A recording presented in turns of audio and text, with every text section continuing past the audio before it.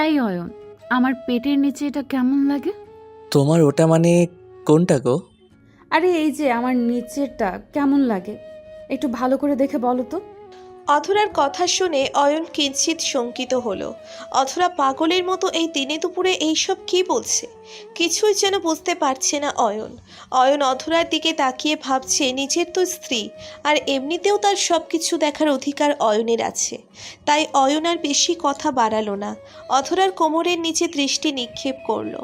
অয়নের মনের মধ্যে প্রশ্ন ঘুরছে এই ভেবেছে হঠাৎ করে অথরা তার নিচে তাকাতে বলল কেন। অয়ন অথরার কোমরের দিকে তাকিয়ে অথরাকে উদ্দেশ্য করে বলতে লাগলো, কোথায় দেখবো? নিচে তো কিছু নেই সোনা। আরে ভালো করে দেখো, এত সুন্দর একটা জিনিস আছে, তোমার চোখে পড়ছে না? না তো কলিজা, কিছুই তো দেখতে পাচ্ছি না। তুমি বলো কি আছে। এই দেখো, আমার কোমরে একটা ছোট্ট বিছে আছে, কত সুন্দর না এই বিছাটা? এটা বিছা? হাল্লা, তুমি আমায় এই কোমরের বিছা দেখতে বলছো? আমি তো অন্য কিছুই মনে করেছিলাম। তোমার মাথায় তো সারাদিন ওইসব বাজে চিন্তাই থাকে, তাই তুমি ওসব ভাববে এটা আবার নতুন কি? এমন একটা বউ পাশে থাকলে যে কেউ নিজের উপর নিয়ন্ত্রণ রাখতে পারবে না। আর ভালো হয়ে থাকা তো অনেক পরের কথা। অয়ন কথাটা শেষ করতেই অথরার কোমর জড়িয়ে ধরে অথরাকে নিচের দিকে টেনে নিয়ে এসে অথরার ঠোঁটের দিকে নিচের ঠোঁট এগিয়ে দিল। অথরা অয়নের বুকে হাত দিয়ে নিজেকে অয়নের থেকে ছাড়িয়ে নেওয়ার চেষ্টা করছে, আর কিছু বলতে চাইছে, কিন্তু অয়ন তো কোনো কথা শোনার মুডে নেই। অয়ন অথরার চুমু খাওয়ার মুডে আছে, তাই অয়ন অথরার ঠোঁটের সাথে নিচের ঠোঁট এক করে দিতে এগিয়ে এলো। অয়নের ঠোঁট আর অথরার ঠোঁট প্রায় এক হবে ঠিক এমন সময় দরজায় নক করার শব্দ ভেসে আসে বাহির থেকে। অয়ন শব্দ শুনেও দরজার দিকে দৃষ্টিপাত করল না। অয়ন আপন মনে অথরাকে নিজের বুকের মধ্যে ধরে রাখল। অথরাও অয়নকে বারবার ধাক্কা দিচ্ছে যাতে করে অয়ন অথরাকে ছেড়ে দেয়, কিন্তু কোনো লাভ হচ্ছে না। অয়ন আরও শক্ত করে অথরাকে জড়িয়ে ধরে আছে। ওপার থেকে নক করার শব্দটা আরও বাড়ল, আর সাথে ভেসে এলো একটা মেয়েলি কণ্ঠস্বর। কেউ একজন দরজার সামনে থেকে বলছে, দুলা ভাই, আমি কি ভেতরে আসতে পারি? মেয়েটির গলার কণ্ঠস্বরটা অয়নের বেশ চেনা মনে হচ্ছে। অয়ন অথরাকে ছেড়ে দিয়ে অথরাকে উদ্দেশ্য করে বলতে লাগলো, এই, তোমাদের বাড়িতে এই মেইলি কণ্ঠের আসছে কোথা থেকে? শাশুড়ি আম্মার তুমি ছাড়া কি এ বাড়িতে আরও কোনো মেয়ে আছে? সেটাই তো বলতে চাচ্ছি, তুমি তো বলতেই দিচ্ছ না আমায়। আচ্ছা বলো, কে আছে আর? আমারও সেম প্রশ্ন। অথরা দরজার দিকে এগিয়ে দিয়ে একটা মেয়েকে সাথে করে নিয়ে আসে। অয়ন অন্যদিকে মুখ করে আছে। আসলে সত্যি নিজের স্ত্রীকে আদর করার সময় যদি কেউ চলে আসে তখন ভীষণ বিরক্ত লাগে, আর অয়নের মুখ দেখে বেশ বোঝা যাচ্ছে যে সে কতটা বিরক্ত হয়েছে। অথরা নিজের সাথে মেয়েটিকে রুমের মধ্যে নিয়ে এসে অয়নকে উদ্দেশ্য করে বলতে লাগলো, বলছি, ওয়েট। এই হলো আমার বোন অনু, আমাদের বিয়ের সময়ও লন্ডনে ছিল, তাই বিয়েতে আসতে পারেনি, আজ লন্ডন থেকে ফিরেছে। অনু, এই হলো তোর দুলা ভাই অয়ন। অথরার কথা শেষ হতেই অয়ন পেছন ফিরে মেয়েটির দিকে তাকায়। মেয়েটির দিকে তাকাতেই অয়ন চমকে উঠল। মনে হচ্ছে অয়ন নিজের সামনে তার চমকে দেখছে। এই মেয়ে তো অয়নের এক্স গার্লফ্রেন্ড। তার মানে অয়ন তার এক্স গার্লফ্রেন্ডের বড় বোনকে বিয়ে করছে। অয়নের চোখজোড়া বড় বড় হয়ে যায়। আর ওইদিকে অনুরও সেইম অবস্থা। অয়নকে দেখে যেন তার মাথায় আকাশ ভেঙে পড়ল, তার পায়ের নিচ থেকে সরে গেল মাটি। অনুও চোখ বড় বড় করে অয়নের দিকে তাকিয়ে আছে। অয়ন অনুর দিকে তাকিয়ে অস্পষ্ট কণ্ঠে বলে উঠল, তো তুমি এখানে? আমারও সেম প্রশ্ন, তুই এখানে কেন? আর আমার বোনের পাশে তুই? আমি তো কিছুই বুঝতে পারছি না। অয়ন আর অনুর কথা শুনে অধরা অবাক হয়ে যায়। অধরা ভাবছে অনু অয়নকে আগে থেকে হয়তো জানে, তাই অধরা অয়নকে উদ্দেশ্য করে বলতে লাগলো, আরে অয়ন, তুমি কি অনুকে আগে থেকে চেনো? আরে না না, আমি অসভ্য ছোটলোক মানুষদের কেন চিনতে যাব? আমার মনে হচ্ছে ওনাকে আগে কোথাও দেখেছি। কি? আমি ছোট লোক? আপু, তুই আমার অপমান সহ্য করবি? এই ছেলেকে এক্ষুনি বাড়ি থেকে বেরিয়ে যেতে বলবি না? এসব কি বলছিস? এই ছেলেটা কে? অয়ন আমার স্বামী, আর তোর দুলা ভাই। তোরা একে অপরকে আগে থেকে জানিস? আমার কেন জানি মাথা ঘুরছে আপু। আমার মনে হয় এনাকে আমি চিনি, তবে কোথায় দেখেছি মনে নেই। আমি রুমে যাচ্ছি আপু। হ্যাঁ, তাই যাও। তোমার তো আবার ঘুরে পড়ে যাওয়ার স্বভাব। সামনে হ্যান্ডসাম ছেলে দেখলেই মাথা ঘুরে যায়। আপু এই লোকটাকে তুই চুপ করতে বলবি, নাকি আমি ওর মাথা ফাটিয়ে দেব? আরে থাম অনু, তুই রুমে যা, আমি দেখছি। অধরার কথা শুনে অনু রুম থেকে বেরিয়ে যায়। অয়ন মিটমিট করে হাসছে অনুর দিকে তাকিয়ে। অনু সারা শরীর চলে যাচ্ছে রাগে। ইচ্ছে করছে তার এই রাগের আগুনে চালিয়ে পুড়িয়ে ছারখার করে ফেলতে অয়নকে। অনু চলে যাবার পর অধরা অয়নকে উদ্দেশ্য করে বলল, তুমি এত ফাজিল কেন? ওর সাথে এমন করে কথা বলছো কেন? ও একটু বদমেজাজি, ওর পেছনে লেগো না।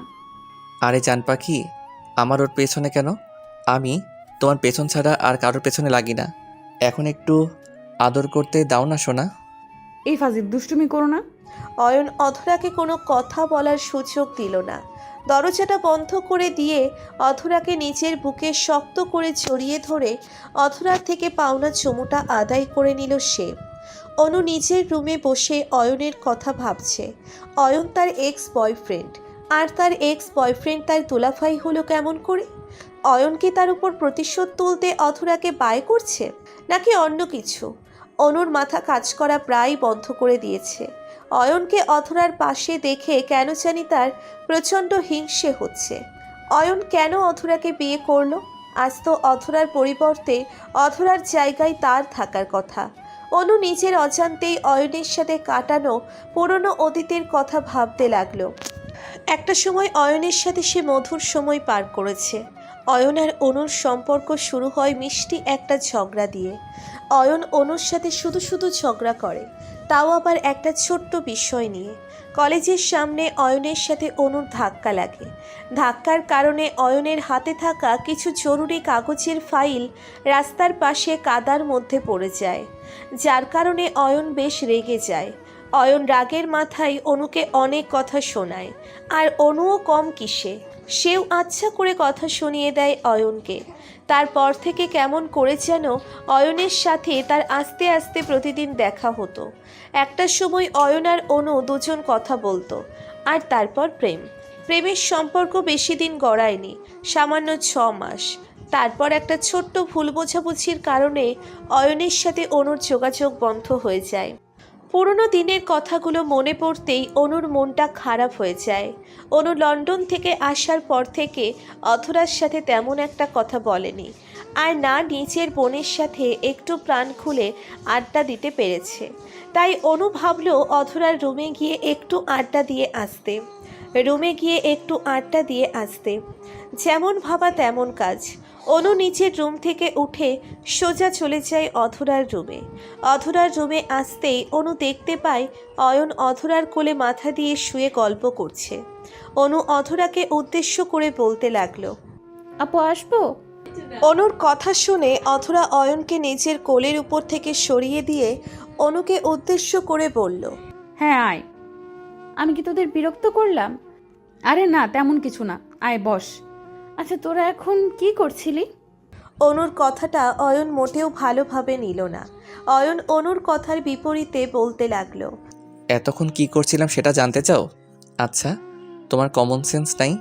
বিয়ের পর স্বামী স্ত্রী এক ঘরে একান্তে করে কি? এই তুমি সব সময় ওর সাথে এমন করো কেন? কেমন করলাম? আচ্ছা শালি, আমার এতক্ষণে আমি আমার বোনের সাথে খেলছিলাম, মানে লুডো। আমার সাথে খেলবে তুমি? অনু অয়নের কথা শুনতেই তেলের জলে ফায়ার হয়ে গেল। অনু নিজের বোনকে উদ্দেশ্য করে বলতে লাগলো, আপু এই লোকটাকে তুই থামতে বলবি? সব সময় আমার সাথে এমন করে কেন?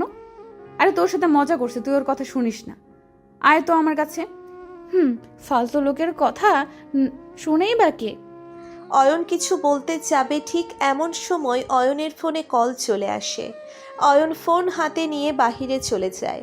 অয়ন চলে যেতেই অনু অধরার পাশে এসে বসলো। অধরা অনুর চুলে হাত বুলিয়ে দিতে দিতে বলল, কি হয়েছে আমার পাগলি বোনটার? মন খারাপ কেন তোর? মন খারাপ না হয়ে উপায় আছে? বাড়ি আসার পর থেকে তো তুই আমার সাথে কথাই বলিস না, সারা দিন বিজি। আমি একা একা বোর হয়ে যাচ্ছি। আরে বিজি না, আসলে আমার জামাইটা না একদম বোকা, তাই ওর সাথে সাথে থাকতে হয়। আর আসল কথা কি জানিস?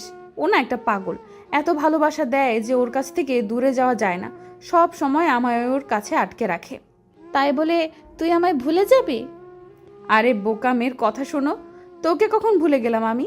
আমার কাছে নিজের স্বামীর পর সব থেকে বেশি ইম্পর্ট্যান্ট হলো তুই। এখন বল, বিদেশে কি কি করলি? অনু আর অথরা দুই বোন মিলে গল্প করতে থাকলো। অথরার মুখে শুধু অয়নের কথা ছাড়া আর কোনো কথা নেই। অনু অথরার কথাগুলো বেশ মন দিয়ে শুনছে। মনের মধ্যে কেন জানি তার হিংসে হচ্ছে, এই ভেবে যে অথরা সব সুখ পাচ্ছে, যেটা অনুর পাবার কথা ছিল। কিন্তু আজ নিয়তির ফেরে অয়ন অন্য কারোর হয়ে গেছে। অনু একটা দীর্ঘশ্বাস ফেলল। অতপর অধরার রুম থেকে চলে আসে নিচের রুমে। সকাল হতেই অয়নের সাথে সামনাসামনি দেখা হয়ে যায় অনুর। অনু অয়নকে দেখতে পেয়ে বলতে লাগলো, কি ব্যাপার দুলা ভাই, এত সকাল সকাল উঠে গেলেন, ব্যাপার কি? ব্যাপার কিছু না, আজ শরীরটা একটু বেশি ভালো তাই উঠে পড়লাম। তোমার কি খবর? এত সকালে ঘুম থেকে উঠলে যে? আমার কথা বাদ দিন, আমায় বলুন কেন আমার বোনকে বিয়ে করেছেন? আমার উপর প্রতিশোধ নিতেই কি এমনটা করেছেন? পাগল আমি এত বোকা এখনো হইনি যে জেনে শুনে আমার এক্সের বোনকে বিয়ে করব। আমি তো বিয়ের পরেও জানতাম না তুমি ওর বোন, কাল সকালে জানতে পেরেছি। এখন আর কিছু করার নেই। দেখুন, আমি চাই না আমাদের মাঝে যা হয়েছে তা সবাই জানুক, আর বিশেষ করে আমার বোন। ও সহজ সরল, কষ্ট পাবে। আপনি প্লিজ অতীত ভুলে গিয়ে আমার বোনকে ভালো রাখুন। একটু ওয়েট, আমায় আগে বোঝাও আমি অতীত কেন মনে রাখবো? আমার কি আর কোনো কাজ নাই? আমি ওইসব বাজে অতীত মনে রাখি না। আমি তো আমার স্ত্রীকে নিয়েই খুশি আছি, আর কিছু চাই না। তুমি তোমার রাস্তা মাপো। অয়ন কথাটা শেষ করতেই অনুর সামনে থেকে হন হন করে চলে যায়। অনু বোকার মতো অয়নের দিকে তাকিয়ে আছে, কি বলবে কিছুই বুঝতে পারছে না অনু। মানুষ এত তাড়াতাড়ি নিজের জীবন গুছিয়ে নিতে পারে, আর কত তাড়াতাড়ি নিজের লাইফটা থেকে অন্য কাউকে মুছে দিতে পারে। সত্যি নিজের চোখে না দেখলে হয়তো বিশ্বাস হতো না। আজ অনুর আর কিছু ভাবতে ইচ্ছে করছে না, কারণ যদি আজ অয়ন অন্য কারোর সাথে সংসার শুরু করত, তবে অনু অয়নের খারাপ চাইতে পারতো অয়নকে আবার। কিন্তু এখন আর সেটা সম্ভব না। নিজের বোনের কষ্ট অনু মানতে পারবে না। অয়ন খুশি আছে, সেই থাকে অধরাও। তৃতীয় ব্যক্তি হয়ে এদের দুজনের মাঝে আর নাই বা থাকলাম। অনু কথাটা ভাবতেই একটা দীর্ঘশ্বাস ফেলল। অতপর নিজের রুমের দিকে চলে গেল। অয়ন নিজের রুমে এসে দেখতে পেল অধরা বিছানায় শুয়ে আছে। অয়ন অধরার পাশে গিয়ে বসে অধরাকে উদ্দেশ্য করে আলতো গলায় বলতে লাগলো, ও আমার কলিজাটা, এবার ঘুম থেকে উঠে শোনা, দেখো তোমার জন্য আমি কি বানিয়ে এনেছি। উফ অয়ন, আমায় একটু ঘুমাতে দাও, আমার প্রচণ্ড ঘুম পাচ্ছে। আর এটাকে তারপর ঘুমাও, উঠো প্লিজ। অয়ন খানিকটা জোর করে অধরাকে ঘুম থেকে ডেকে তুলল। অয়নের হাতে চা দেখে অধরা একটু প্রশ্নসূচক দৃষ্টিতে অয়নের দিকে তাকালো। এত সকাল সকাল হঠাৎ করে অয়ন চা পেল কোথায়? অধরা অয়নকে উদ্দেশ্য করে প্রশ্নসূচক কণ্ঠে বলল, এই চা পেলে কোথায় তুমি? তুমি না বলে তোমার গলা ধরেছে, শরীরে ঠান্ডা লাগছে, তাই তোমার জন্য চা করে এনেছি। অয়নের কথা শুনে অধরা নিজের কানকে বিশ্বাস করতে পারছে না। অধরা কখনো ভাবতে পারেনি যে অয়ন তার এত কেয়ার করবে। নিজের স্বামীর কেয়ার পাওয়ার সত্যি এক একটা মেয়ের কাছে ভাগ্যের ব্যাপার। অধরা সেই ভাগ্যবতী। অধরা অয়নকে উদ্দেশ্য করে মুচকি হাসি দিয়ে বলল, অনেক কাজ করেছো, এবার আমার বুকে আসো, তোমায় একটু জড়িয়ে ধরে আদর করি। তোমার ডাকে তোমার পাগল স্বামী সব সময় হাজির। সামান্য কিছু ভুল বোঝাবুঝির কারণে অনেক পবিত্র সম্পর্কও নষ্ট হয়ে যায়। তাই আমাদের উচিত ভুলগুলোকে বেশি সময় স্থায়ী না করে ভালোবাসা দিয়ে সেটা শেষ করা, আর না হলে নিজের জেদের কারণে ভালোবাসা শেষ হবে। হ্যালো বন্ধুরা, কেমন আছো? আশা করি সবাই ভালো আছো। তো দীর্ঘদিন যাবৎ ভিডিও দিতে পারছিলাম না চ্যানেলের সমস্যার কারণে। তো এখন থেকে নিয়মিত ভিডিও আসবে। আর প্রথমত কথা হচ্ছে, আমি এই চ্যানেলেতে এখন থেকে পার্ট গল্প দিয়ে স্টার্ট করব। তো যদি কোনো ভালো কোনো রাইটার থেকে থাকে গল্প লেখার জন্য, তো আমাদের সাথে কন্ট্যাক্ট করতে পারেন। তো যারা ভয়েস করতে ইচ্ছুক তারাও হচ্ছে আমাদের সাথে কন্ট্যাক্ট করতে পারেন। তো এটাই তো গল্পটা আশা করি আপনাদের অনেক ভালো লাগবে। আর নেক্সট ডে হচ্ছে গল্পের ধরনও অনেক চেঞ্জ হয়ে যাবে। তো সবাই ভালো থাকবেন, সুস্থ থাকবেন আর নিয়মিত গল্প শুনবেন, এই আর কি। তো সবাই ভালো থাকবেন, আল্লাহ হাফেজ, টাটা।